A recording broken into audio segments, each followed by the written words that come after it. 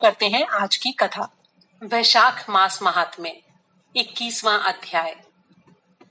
श्रुतदेव जी मिथिलेश से कहने लगे, ये दृश्य देखकर ब्राह्मण शंख और शिकारी को बड़ा ही आश्चर्य हुआ। तब शंख ने उस नागकाया को त्याग कर दिव्य शरीर धारण करने वाले से पूछा, हे सौम्य, तुम कौन हो और तुम्हारी ये स्थिति किस प्रकार हो गई? किस प्रकार अकस्मात आपको मुक्ति प्राप्त हुई? कृपया ये सारा वृत्तांत विस्तार से हम सबके सामने कहिए। जब शंख ने उससे इस प्रकार का निवेदन किया तो वो दंडवत प्रणाम कर और श्रद्धा सहित हाथ जोड़कर निवेदन करने लगा। इस सर्प योनि से पहले मैं प्रयागराज में ब्राह्मण था। मैं बड़ा ही बकवादी स्वभाव का था, अर्थात हमेशा बोलता रहता था। मैं रूपवान, यौवन से संपन्न और विद्या से संपन्न था। मैं कुसीद मुनि का पुत्र था। मेरा नाम रोचन था। एक बार वैशाख मास में जयंत नाम का एक बड़ा ही धर्मात्मा और अनुरागी ब्राह्मण मेरे ही क्षेत्र में निवास करने वाले एक दूसरे पुण्यात्मा ब्राह्मण को भगवान विष्णु को प्रिय वैशाख मास के धर्मों की कथा सुनाने लगा। इस कथा को सुनने के लिए हजारों नर नारी और अनेक वैश्य, क्षत्रिय, शूद्र, स्त्री पुरुष सुबह स्नान करके अविनाशी भक्त भयहारी भगवान मधुसूदन की पूजा करके बड़े ही प्रेम से उस कथा को सुनने लगे। ब्राह्मण जयंत कथा कहते थे और सारे नर नारी मौन धारण करके एकाग्र मन से भगवान वासुदेव की कथा में लीन होकर सुनते थे। वैशाख के धर्म में लीन होकर उन्होंने दंभ, अहंकार और आलस्य और प्रमाद को त्याग दिया था। मैं भी बड़े ही कौतूहल से इस धर्म कथा की सभा में जाता था। मेरे शीश पर पगड़ी शोभायमान रहती थी। मैं सबको नमस्कार करके उत्तम वस्त्र धारण किए और मुख में पान चबाते हुए और कंचुक धारण किए हुए वहां जाकर बैठ जाता था। सभा में जाकर मैं लोक चर्चा करने लगता था। इस प्रकार मेरे वहां जाकर लोक चर्चा करने से वैशाख मास की पावन कथा में बाधा उत्पन्न होने लगी। मेरे इस मूर्ता भरे कार्य के कारण मेरी मति भ्रष्ट हो गई और मेरी आयु कम हो गई। मैं सन्निपात रोग से ग्रसित हो गया और इसी रोग के कारण मेरी मृत्यु हो गई। यमदूत मुझे पकड़कर भयानक नरक में ले गए। वहां 14 मनवंतरों तक मैं अनेकों प्रकार के दुख भोगता रहा। इसके बाद मैंने 84 लाख योनियों में जन्म लेकर अनेकों और दुख भोगे। इसके बाद मैं सर्प योनि को प्राप्त करके इस पेड़ के कोटर में आकर निवास करने लगा। न जाने किस दैवी प्रेरणा से आज आपके श्रीमुख से निकली ये अमृत स्वरूप वैशाख मास महात्म्य की कथा अपनी आंखों द्वारा सुनकर मैं धन्य हो गया और मेरे सारे पाप नष्ट होकर पूरी तरह से निष्पाप हो गया। हे दयालु विप्र, मुझे नहीं पता कि ऐसा किस कारण हुआ।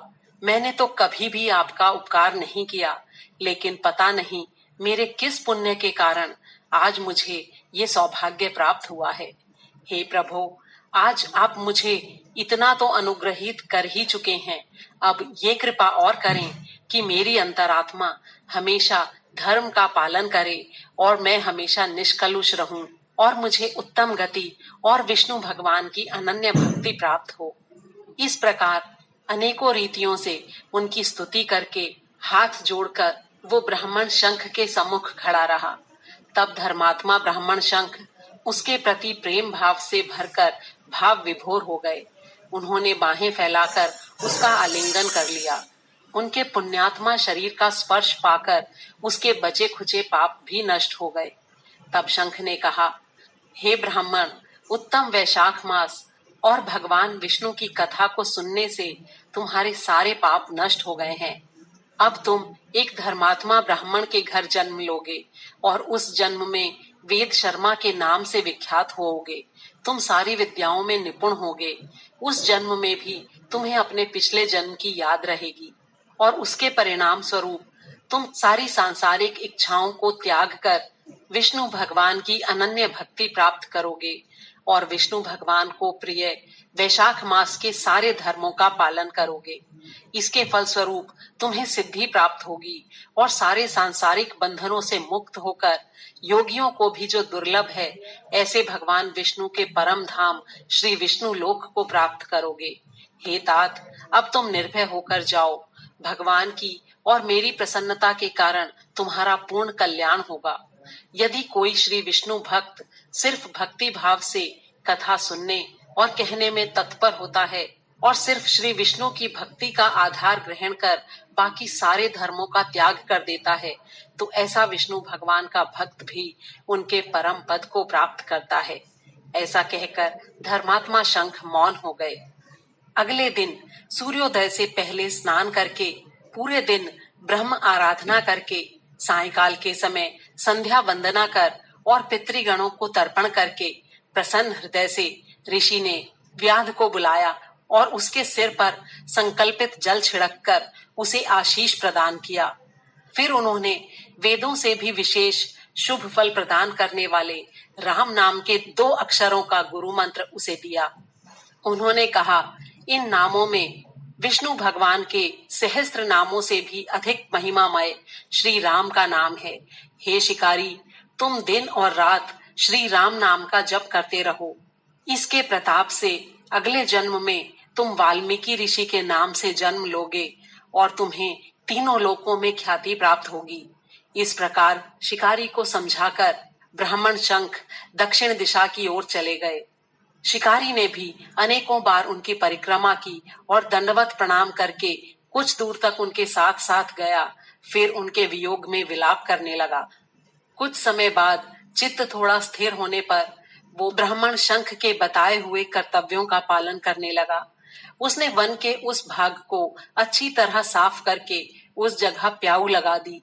वन के उस भाग से गुजरने वाले थके हुए पथिकों की वो सेवा करने लगा।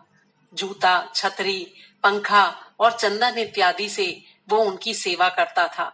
बालू की शैया बनाकर उन्हें शीतल और सुखद विश्राम की सुविधा प्रदान करता था। नियमित रूप से प्रातः काल स्नान करके रात दिन राम नाम के जप में लीन रहता था। इस प्रकार वैशाख मास के धर्मों का पालन करते हुए और राम नाम जपते हुए ही उसने अपना जीवन पूरा किया। उसके बाद उसने कृणु नाम के तपस्वी के घर जन्म लिया। कृणु तपस्वी ने एक जलाशय में अनेकों सहस्त्रों वर्षों तक कठोर तप किया था। तप के अतिरिक्त उन्होंने सारे कार्य त्याग दिए थे। बहुत लंबे समय तक समाधि में रहकर तप करने के कारण उनके शरीर पर सांपों की बांबी बन गई थी। जब उनकी तपस्या पूरी हुई तब कृणु ऋषि को रमणियों के प्रिय शब्द कानों में सुनाई पड़ने लगे। तब उनका मन चंचल होकर आंदोलित हो गया और उन्होंने भील जाति की एक स्त्री को अपने घर लाकर पत्नी के रूप में अपने साथ रख लिया। उससे उन्हें वाल्मीकि नामक पुत्र प्राप्त हुआ।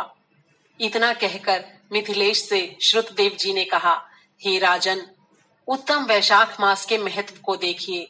मात्र एक जूते का दान करके उस शिकारी को भी दुर्लभ ऋषि पद प्राप्त हो गया। जो भक्तजन इस कथा को सुनेंगे या अन्य श्रोताओं को सुनाएंगे, वे पुनर्जन्म रूपी संसार के चक्र से मुक्त हो जाएंगे। बोल श्री विष्णु भगवान की जय। 21वां अध्याय समाप्त हुआ।